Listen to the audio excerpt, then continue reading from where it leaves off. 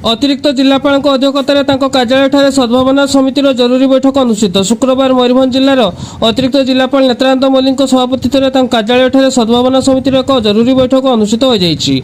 जिला सूचना और लोकसंपर्क अधिकारी विकास रंजन महांती आवाहकत्व यह बैठक अनुष्ठित होता। बैठक में जिला आरक्षी अधीक्षक प्रतिनिधि, अतिरिक्त आरक्षी अधीक्षक तथा समितिर उपदेष्टा गौतम किसान जोग देथिले। एही बैठक में समितिर प्रतिष्ठाता पूर्णचंद्र बुगुड़े सर्वसम्मतिक्रमे मनोनीत श्री सत्यसाई सेवा संगठन बारिपदार आवाहक मानस रंजन महापात्र नूतन संपादक भाव शपथ नेबा परे तांकु प्रतिष्ठाता सदस्य पुष्पगुच्छ प्रदान करी अभिनंदन जणाइथिले।